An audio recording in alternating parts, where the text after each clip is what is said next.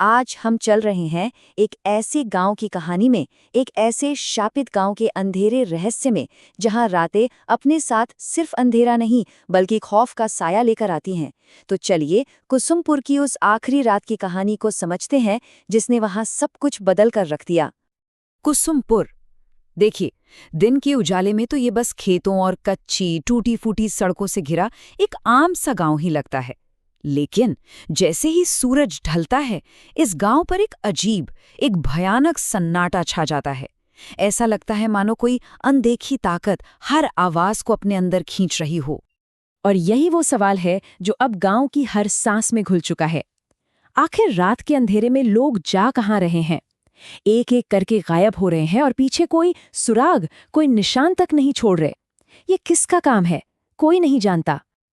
और इसी कहानी के बीच में आता है वीरेंद्र, एक नौजवान जो शहर में अपनी जिंदगी जी रहा है, पर किस्मत उसे उसी गांव वापस खींच लाती है जिसे वो कई साल पहले पीछे छोड़ाया था। वजह सीधी सी थी। वीरेंद्र के पिता की हाल ही में मौत हुई है और उसे अपनी पुश्तैनी जमीन के कागजात के सिलसिले में कुसुमपुर लौटना पड़ रहा है। मतलब एक मामूली सा काम, पर उसे क्या पता था कि ये छोटा सा सफर उसकी जिंदगी का सबसे खौफनाक सच उसके सामने लाने वाला है।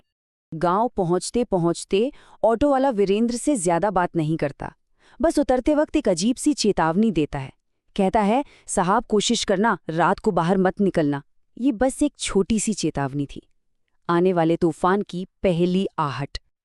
और जैसे ही वीरेंद्र गांव के चौक पर पहुंचता है, उसे ऑटो वाले की बात का मतलब समझ आने लगता है।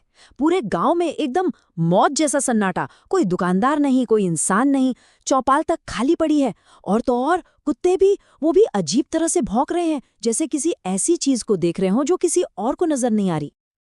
अब तक जो डर सिर्फ हवा में महसूस हो रहा था, वो धीरे धीरे जुबान पर आने लगा था।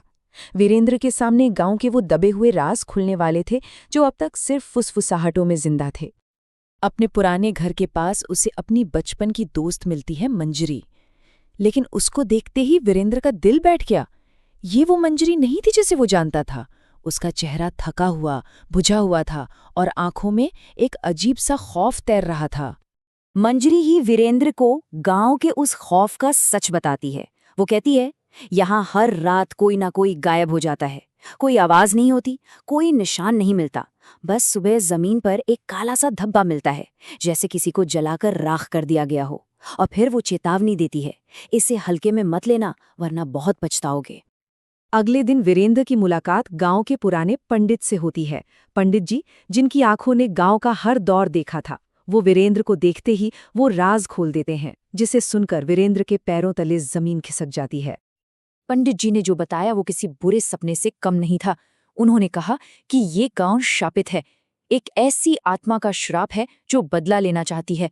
एक ऐसी आत्मा जिसे एक पवित्र स्थान का अपमान करके कैद कर लिया गया था और अब वो अपनी आजादी के लिए जिंदा इंसानों का शिकार कर रही है।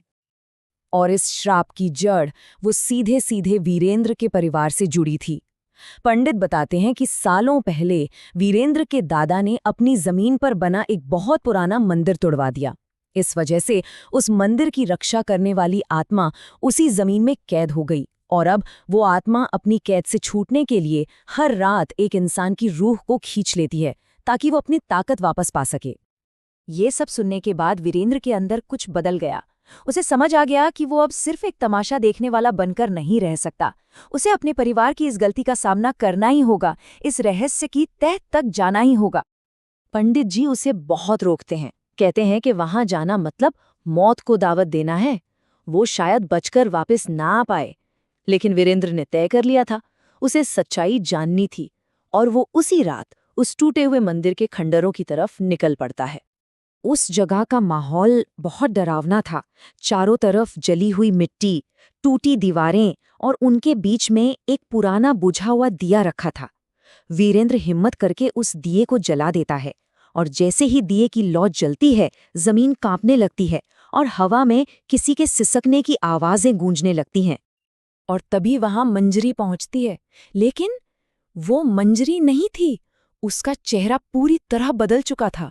उसकी आंखों में एक शैतानी शक्ति चमक रही थी। असल में वो वही राक्षसी आत्मा थी जो सालों से मंजरी का रूप लेकर गांव वालों को अपना शिकार बना रही थी। आत्मा वीरेंद्र से कहती है, मैं अब तुम्हें नहीं छोड़ूंगी। तुम्हें निगलने के बाद मैं इस श्राप से हमेशा के लिए आजाद हो जाऊंगी। वीरेंद्र की किस्मत पर मोहर लग चुकी थी। वो इस जाल में फंस चुका था जिसे उसके ही परिवार ने सालों पहले बुना था। कहानी का अंत यहाँ एक दुखद मोड़ लेता है। वीरेंद्र जो करने गया था उसका ठीक उल्टा हो गया। वो श्राप को तोड़ने गया था, पर अनजाने में उसने उसे और भी ज्यादा ताकतवर बना दिया। वो रात कुसुमपुर के लिए नहीं बल्कि सिर्फ वीरेंद्र के लिए आखिरी रात साबित हुई। चारों तरफ धुआं फैलता है और वीरेंद्र उसी में कहीं गायब हो जाता है। उसे निगलने के बाद वो आत्मा अब पहले से कहीं ज्यादा शक्तिशाली हो चुकी थी। कुसुमपुर पर छाया कोहरा और भी घना हो गया था और हर रात नए शिकार की तलाश अब भी जारी थी।